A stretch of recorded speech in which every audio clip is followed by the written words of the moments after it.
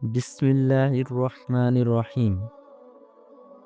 নবীজি সাল্লাল্লাহু আলাইহি সাল্লাম এর জীবন থেকে আমরা অনেক শিক্ষণীয় ঘটনা পেয়েছি, যা আমাদের চরিত্র গঠনের সাহায্য করে। আজ আমরা শুনব এক বৃদ্ধ লোক এবং হযরত মুহাম্মদ সাল্লাল্লাহু আলাইহি সাল্লাম এর এক চমৎকার ঘটনা। এই বৃদ্ধ লোকটি ছিলেন মক্কার এক অধিবাসী, যিনি ইসলাম গ্রহণ করেননি এবং নবীজি সাল্লাল্লাহু আলাইহি সাল্লামকে পছন্দ করতেন না, বরং তিনি তার সম্পর্কে অনেক অপপ্রচার করতেন। একদিন নবীজি সাল্লাল্লাহু আলাইহি সাল্লাম দেখলেন বৃদ্ধ লোকটি তার জিনিসপত্র গুছিয়ে কোথাও যাওয়ার জন্য প্রস্তুতি নিচ্ছেন। নবীজি সাল্লাল্লাহু আলাইহি সাল্লাম দেখে জিজ্ঞেস করলেন, আপনি কোথায় যাচ্ছেন? বৃদ্ধ লোকটি বললেন, আমি এই শহর ছেড়ে চলে যাচ্ছি।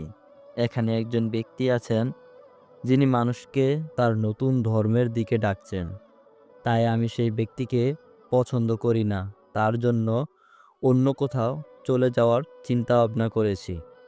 নবীজি সাল্লাল্লাহু আলাইহি সাল্লাম ওই কথা শুনে কোনো টাকা পয়সা ছাড়াই ওই বৃদ্ধ লোকটির জিনিসপত্র বহন করতে শুরু করলেন এবং তার সাথে সাথে হাঁটতে শুরু করলেন।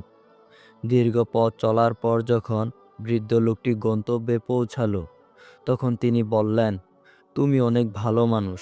তুমি আমাকে এত সাহায্য করলে, অথচ তোমার নামটি বললে না। তুমি কে? নবীজি সাল্লাল্লাহু আলাইহি সাল্লাম তখন মুচকি হেসে বললেন, আমি হলাম মুহাম্মদ। তখন সে বৃদ্ধ লোকটি অবাক হয়ে গেলেন এবং বললেন, আমি যাকে পছন্দ করি না, যার ব্যাপারে দুর্নাম ছড়াই, সেই তুমি। অথচ তোমার ব্যবহার দেখে বুঝলাম তুমি সত্যি একজন মহান ব্যক্তি।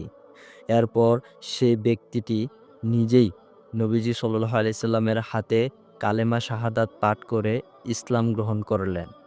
বন্ধুরা, এইরকম ঘটনা আমাদেরকে শিখায় সৎ আচরণ ও দয়া দিয়ে মানুষের মন জয় করা সম্ভব।